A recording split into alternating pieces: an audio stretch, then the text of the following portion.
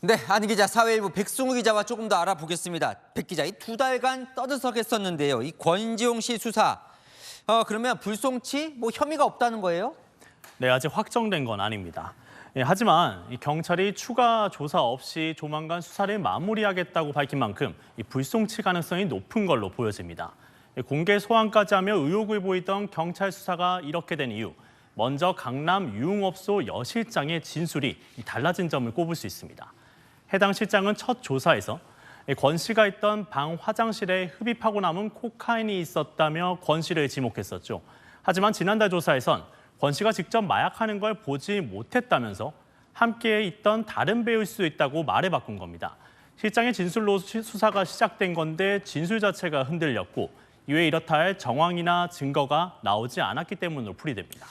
자, 권 씨는 처음부터 부인을 했었어요, 본인은. 그 상황에서 경찰은 공개 소환도 했고 마약 검사도 했는데 그럼 나온 게 하나도 없는 겁니까? 예, 먼저 경찰이 지난달 6일에 권 씨를 공개 소환했었는데요. 당시 영상 먼저 보시죠.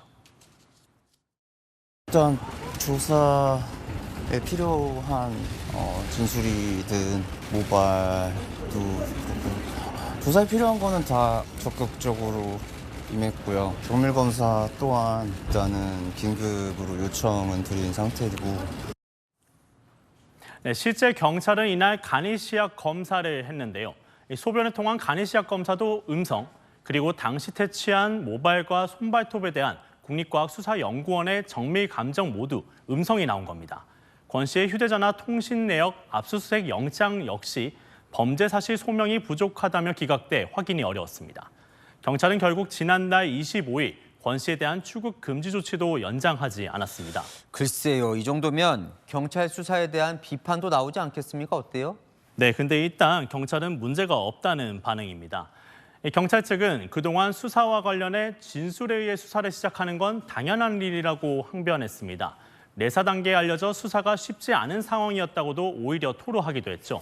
추가로 권 씨가 모발에 제한 온몸을 제모한 상태라 추가 증거 확보도 쉽지 않았다는 설명도 내놓은 적이 있습니다. 하지만 증거가 확보되지 않은 상태에서 유명인의 혐의가 언론에 먼저 노출됐고 공개 소환 조사까지 하면서 경찰이 스스로 이를 키운 측면이 있습니다. 서투른 수사 과정에 대한 지적은 피하기 어려워 보입니다. 잘 들었습니다. 네, 안 기자, 백승우 기자였습니다.